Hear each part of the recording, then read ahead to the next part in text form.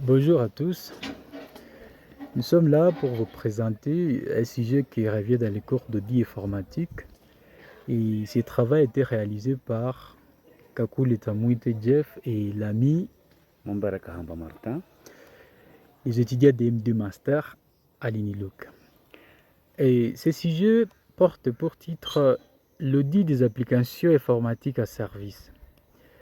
En général, on va essayer de comprendre l'audit des applications informatiques à service, que c'est une pratique essentielle qui permet de garantir à l'organisation le bon fonctionnement des systèmes informatiques. Cette procédure permet pour l'organisation d'évaluer la conformité, la sécurité et l'efficacité des applications utilisées au sein de l'organisation, tout en identifiant des éventuels risques en proposant des recommandations pour les actionnaires.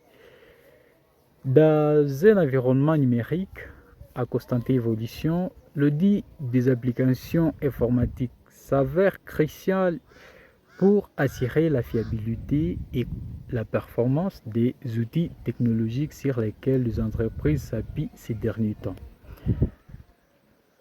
Nous allons essayer de parler des points de contrôle qui se trouvent dans l'audit des applications informatiques à service. Il y a plusieurs points de contrôle, notamment l'audit de la sécurité et de la fiabilité. Et là, on revient à l'analyse des risques associés à l'organisation. On va voir s'il existe des comités informatiques qui président par la direction générale et au sein duquel la direction utilisatrice sont présentées et effluentées. C'est là, dans ce point, on voit le stratégie, le contrôle et le pilotage des applications au sein d'une organisation. On va essayer de voir aussi s'il existe au sein de l'organisation une politique relative aux applications connues, partagées et mises en œuvre. Mais aussi, on va voir s'il a déjà été réalisé une analyse des risques spécifiques à l'application qui a débouché sur la définition de besoins de sécurité. On va aussi voir l'indépendance de l'application.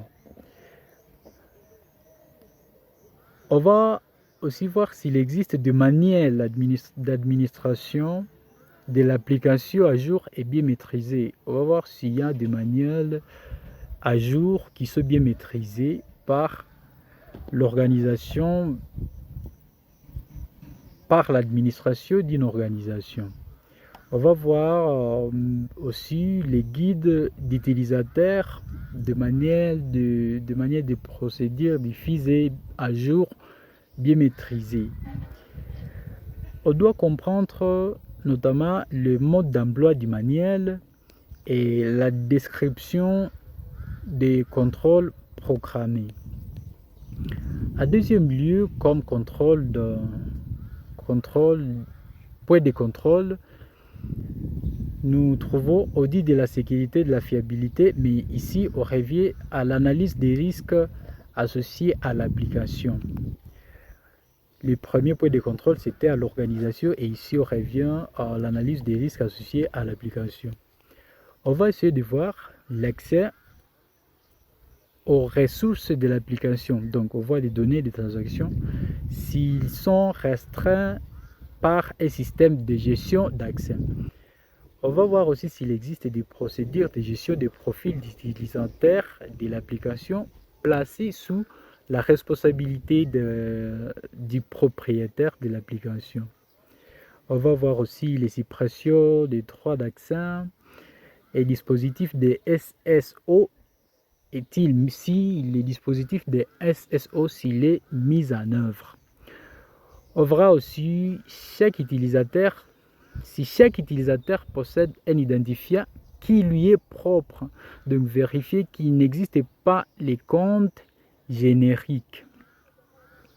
On va aussi voir le mot s'il existe des mots de passe associés à l'identifiant. on va voir si les mots de passe associés à l'identifiant permettent-ils d'assurer la protection d'accès efficace.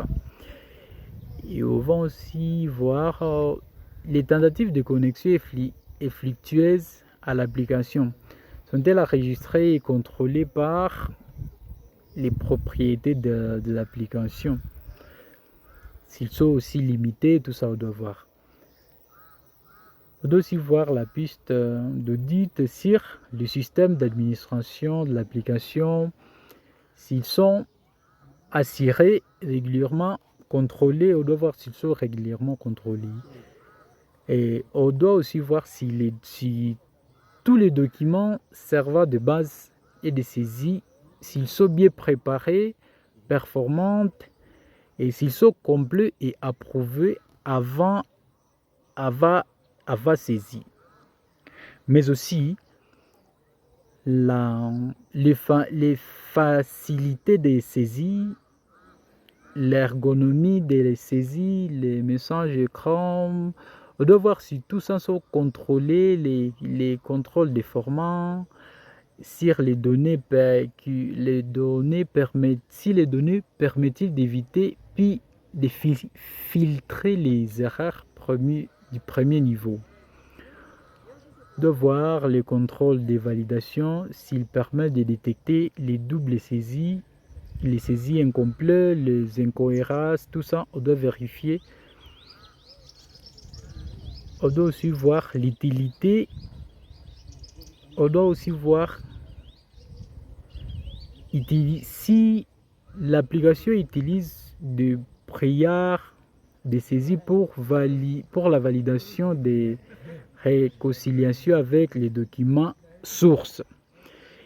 De voir les saisies de données sensibles et notamment des données permanentes et des paramètres de l'application s'ils sont autorisés, complets et complètes et exacts. Et l'ami Martin va essayer de nous parler de la suite, il va essayer de parler de point de contrôle qui vient après. Merci. Merci, M. Jeff, de m'avoir accordé la parole. Ouais. Et je suis là pour parler de l'audit, de la sécurité, de la fiabilité. Ça consiste à faire l'analyse des risques associés à la fonction informatique. À ce point, nous allons voir, on sait du service informatique, les tâches relatives au développement et à l'exploitation des applications sont-ils séparés? Prendre connaissance de l'organisme de la DSI, description des travaux, et de la procédure mise en production. Deuxième lieu, on va voir l'accès aux bibliothèques de production. Est-il interdit aux analystes et programmeurs? C'est-à-dire, à deuxième lieu, on va voir la séparation des tâches. Est-il maintenu et assuré en cas d'absence des salariés? La maladie, les vacances, l'étranger est généralement admis. Ensuite, on va voir la séparation des tâches. Est-il maintenu et assuré en cas d'absence des salariés? Ensuite, l'équipe actuelle en charge de la maintenance a-t-il une maîtrise suffisante de l'application et les moyens de la faire évaluer? Existe-t-il une procédure formalisée et standard de maintenance de l'application validée par l'informatique et la maîtrise d'ouvrage concernés?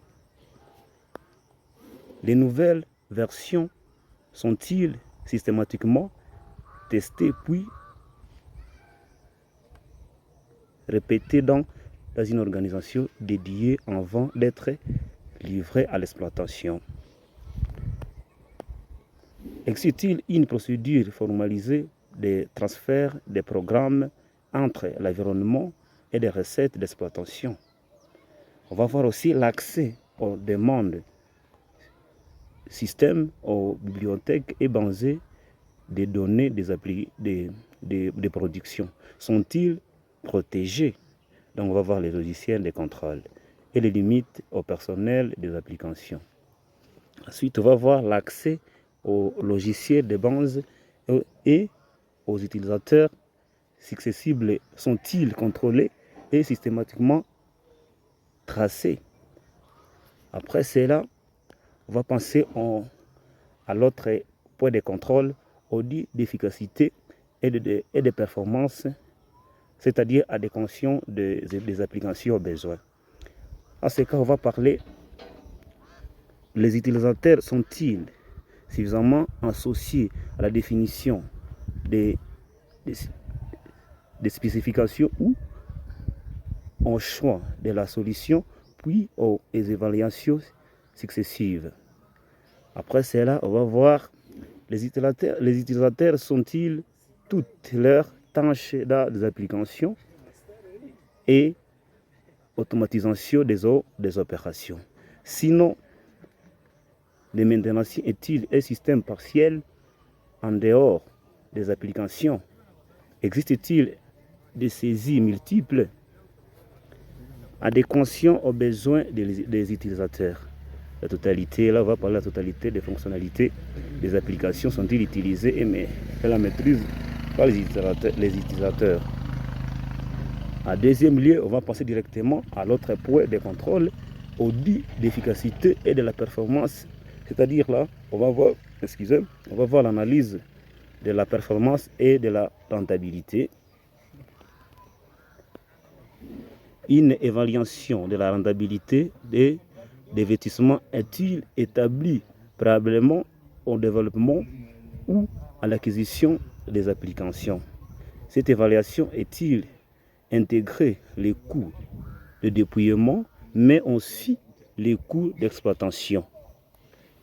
Après cela, directement, on va penser à l'audit d'efficacité et de la performance de l'évaluation de la pérennité des applications.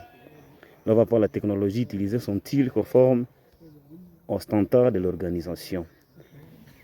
Après cela aussi, on va passer directement à la conclusion.